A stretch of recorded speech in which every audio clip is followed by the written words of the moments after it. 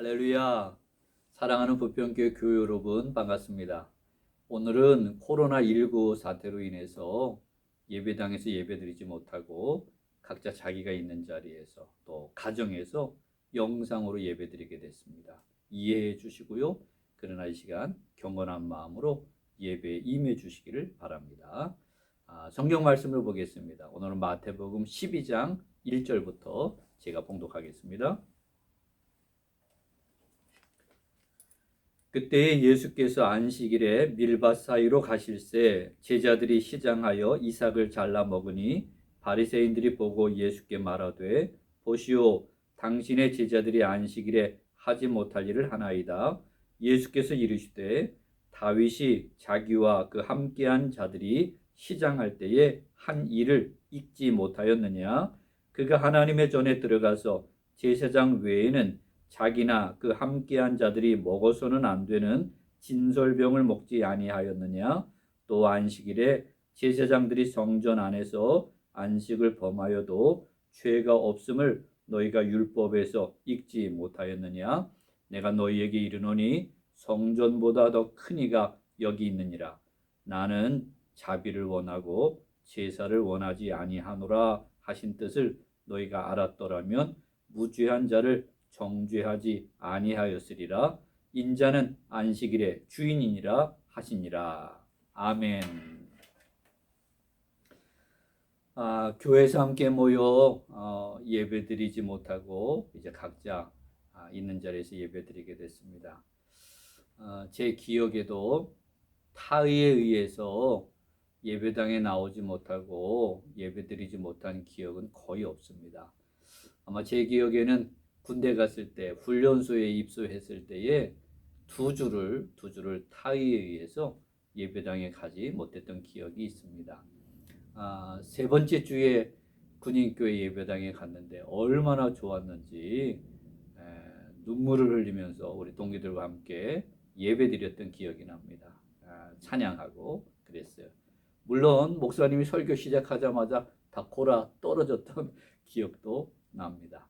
그러나 그때 그 기억을 되살려 보면 우리가 예배당에 나와서 함께 예배한다고 하는 일은 하나님의 은총입니다. 그리고 아주 행복한 일이고요. 우리 성도들에게는 큰 기쁨의 그런 시간입니다. 그러나 아쉽게도 우리 코로나 사태로 인해서 예배당에 모이지 못하게 됐습니다. 그러나 있는 자리에서 최선을 다해서 예배드리는 이 시간이 되기를 다시 한번 부탁을 드립니다. 예배당에 모여서 예배드리는 일은 교회의 정체성입니다. 교회는 하나님께 예배드리기 위해서 모인 공동체라고 해도 과언이 아니고요. 또 하나님께 예배드리면 우리의 신앙 고백이기도 합니다. 날 구원하신 하나님, 온 세상을 지으시고 다스리시는 하나님께 찬송과 경배와 영광을 돌리는 일은 우리의 마땅한 일입니다. 그래서 이 일은 결코 포기해서는 안 될 일이고요. 히브리서 10장 25절에 있는 말씀처럼 마지막 때에 어떤 사람들이 모이기를 패하는데 너희들은 그렇게 하지 말고 열심히 모여서 예배하고 기도해라. 그렇게 하신 말씀도 우리가 기억할 수 있습니다. 그래서 우리의 믿음의 선배들, 또 우리 목사님들, 또 우리 장로님들, 또 신실한 교인들은 예배 드리는 일에 아마 심지어 목숨을 걸고 있을지도 모르겠습니다. 그러나 오늘 이 시간 예배당에 모이지 못하는 그런 상황이 됐는데 이 상황을 어떻게 우리가 받아들여야 될지 오늘 본문을 통해서 살펴보려고 합니다. 오늘 본문에 보면 예수님과 그 제자들이 안식일에 밀밭 사이를 지나가는데 제자들이 아마 배가 고파서 밀 이삭을 훑어서 먹었던 모양입니다. 그것을 안식일을 거룩하게 지켜야 된다고 생각했던 유대인들, 특별히 바리새인들이 그것을 바라보고 비난하고 정죄하는 일이 일어났습니다. 그때 예수님이 몇 가지 사례를 들어서 물론 안식일을 거룩하게 지키는 것이 중요하지만 굶주린 사람을 배려하고 배고픈 사람을 배려하는 일, 이것은 하나님의 마음이요 하나님의 뜻이다. 그러니 너희들 너무 비난하거나 정죄해서는 안 될 것이다. 그렇게 설명해 주시는 말씀이 오늘 본문에 있는 말씀이고요. 특별히 예수님은 성전보다 크신 분이시다. 또 성전보다 큰 것, 안식일보다 큰 것이 있고 큰 분이 계시다. 그렇게 일러주시면서 하나님은 제사를 원하지 아니하시고 자비를 원하시느니라. 그런 호세아 말씀을 인용해서 바리새인들을 일깨워 주시는 이야기가 오늘 본문의 이야기예요. 그 이야기는 예배 열심히 드리고 제사 열심히 드리는 게 옳은 일이고 바른 일이지만 거기는 반드시 사랑이 깃들여야 된다라고 하는 그런 말씀입니다. 사랑이 없는 예배, 사랑이 없는 제사는 그건 율법주의일 뿐이다. 그런 뜻이에요. 그래서 진정한 예배, 진정한 제사는 사랑이 깃들여져 있는 그런 제사와 예배의 삶이 돼야 된다. 그런 가르침이 오늘 본문의 가르침이죠. 오늘 어찌됐든 예배당에 모여서 예배드리지 않기로 교회가 결정을 내렸어요. 하나님께는 죄송하고요. 또 교인들에게는 미안합니다. 또 저도 이런 경험이 목회하면서 처음이에요. 이렇게 교인들이 모이지 않은 가운데 설교한다고 하는 것 눈물이 나올 지경입니다. 그러나 제가 오늘은 눈물을 참을 생각입니다. 여기 와서 벌써 몇 번 눈물을 보여서 교인들이 행여나 이번에 새로 오신 목사님은 울보 목사님인가봐 그렇게 오해할까봐 오늘은 울지 않을 생각입니다. 그러나 마음이 아픈 것을 고백하지 않을 수 없습니다. 특별히 우리 목사님들, 또 장로님들, 우리 교우들이 더 마음 아파하고 힘들어할 것을 제가 충분히 알고 있습니다.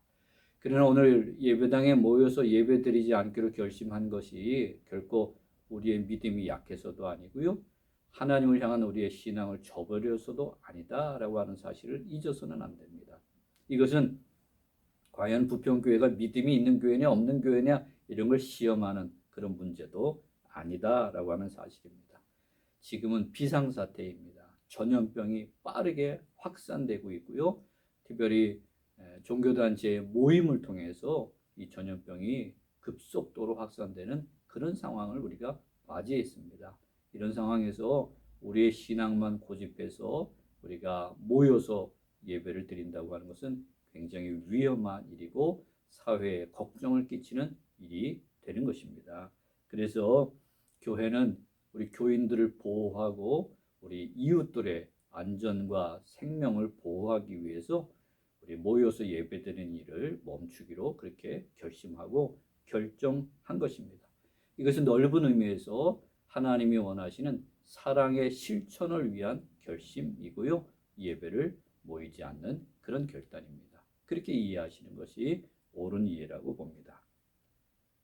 우리 예수님은 하나님의 아들이시고요. 거룩하신 분입니다. 초월적인 분이세요.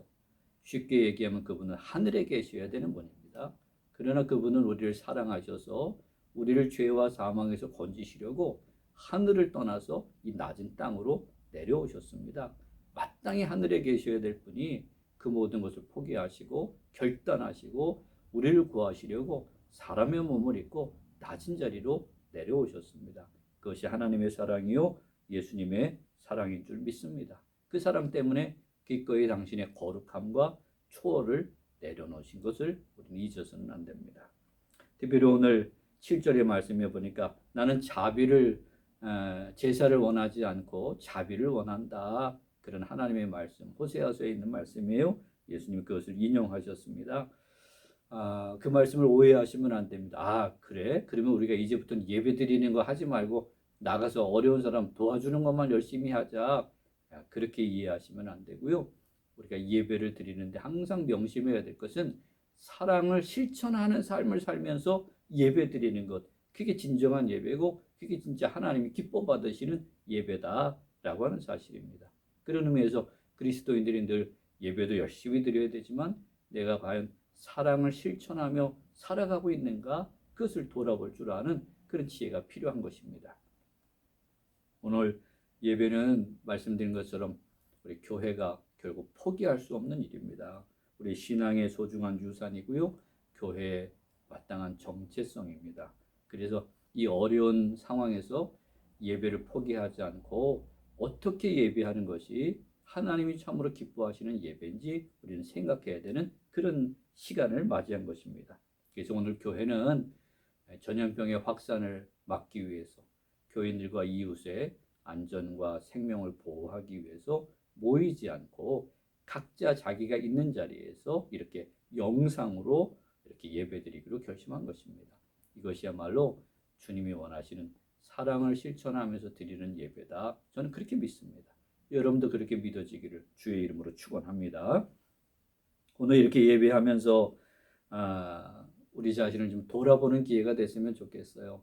이 땅에 모든 일어나는 어려운 문제는 우리 교회는 우리 모든 인간의 죄의 결과다. 그렇게 믿습니다. 오늘 누구를 탓하기 전에 우리의 죄와 허물과 부족함을 돌아보고 하나님 앞에 회개하는 시간이 되기를 주의 이름으로 축원합니다.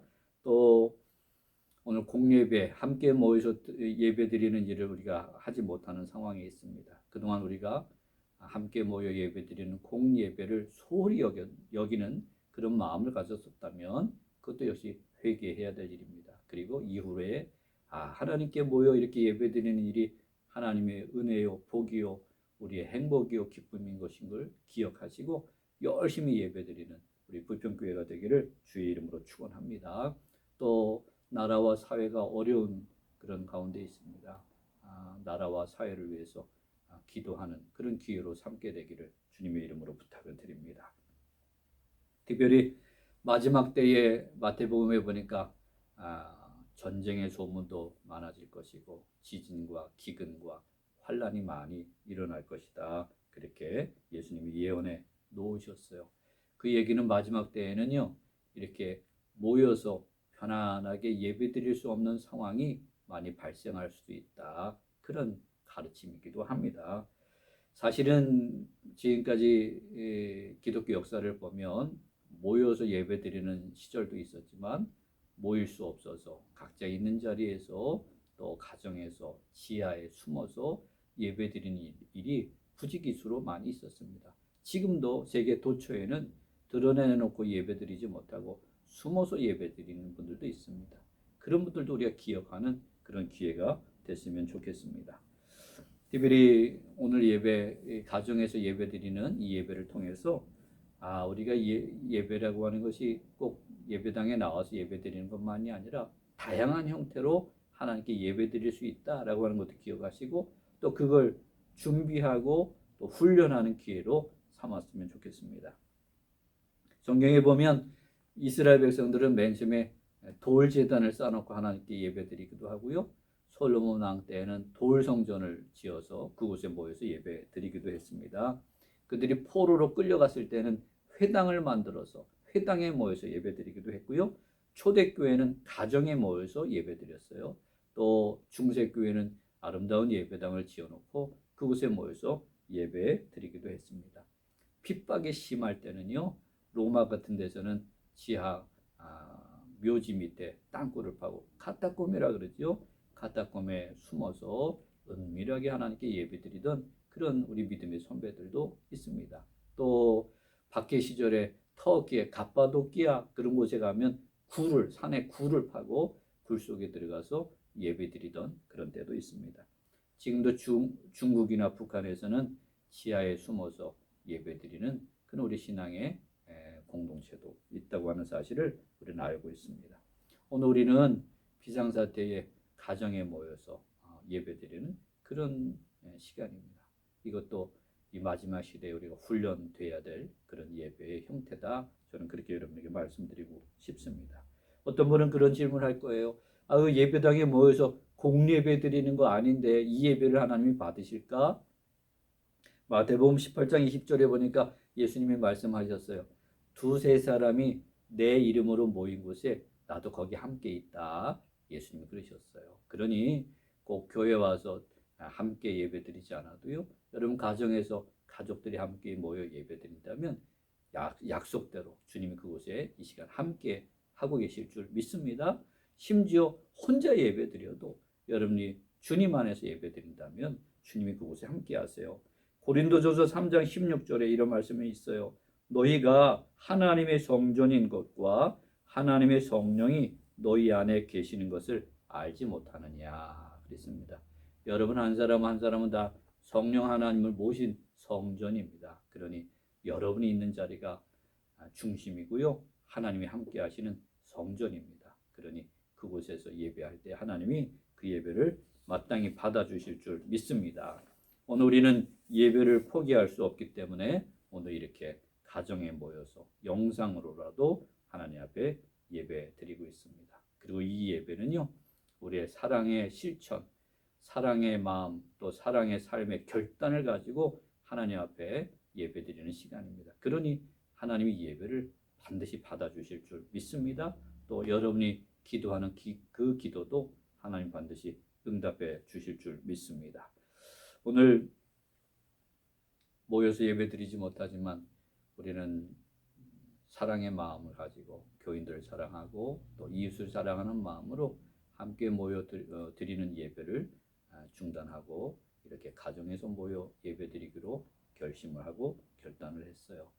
이뿐만 아니라 이제 교회는 우리 이웃들의 어려움을 외면하지 않고요. 특별히 대구 경북 지역이 굉장히 어려움을 당하고 있습니다.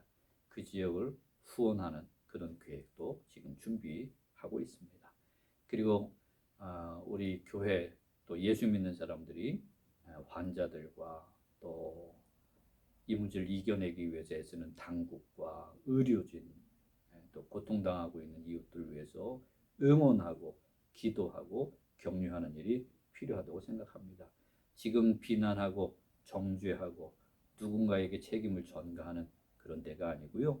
서로 위로하고 격려하고 응원하고 협력해서 이 전염병을 하루속히 극복해내는 일이 우리들이 해야 될 일이라고 믿습니다. 그러니 우리 믿는 우리들이 이 상황 속에서 예배할 뿐만 아니라 어떻게 우리가 사랑을 더 구체적으로 실천할 것인지, 또 마음으로, 삶으로, 기도로 응원할 것인지 생각하고 결단해야 될 그런 시간이라 믿습니다.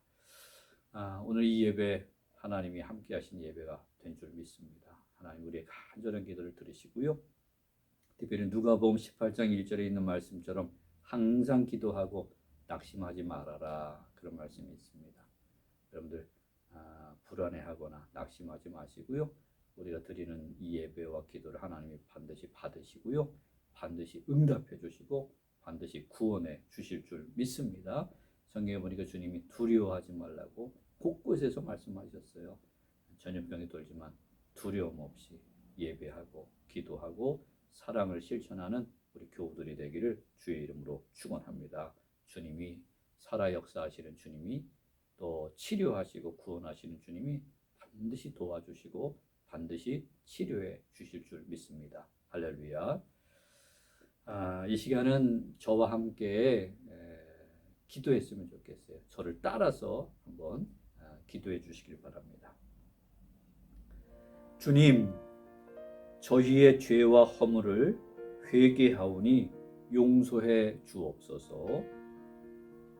주님, 전염병으로부터 우리 교우들과 이웃을 보호해 주옵소서. 주님, 이 땅에 퍼지는 코로나19를 소멸해 주옵소서. 주님, 비난과 정죄보다 격려와 협력으로 위기를 이기는 우리 사회가 되게 하여 주옵소서. 주님, 고생하는 환자와 지역과 당국 또 의료진에게 힘을 주옵소서. 주님, 교회가 공예배를 더욱 소중히 여기며 나아가 주님의 사랑을 실현하는 그런 교회가 되게 해 주옵소서. 우리 구주 예수 그리스도의 이름으로 기도드립니다. 아멘. 주의 이름으로 축복합니다. 평안하십시오. 감사합니다.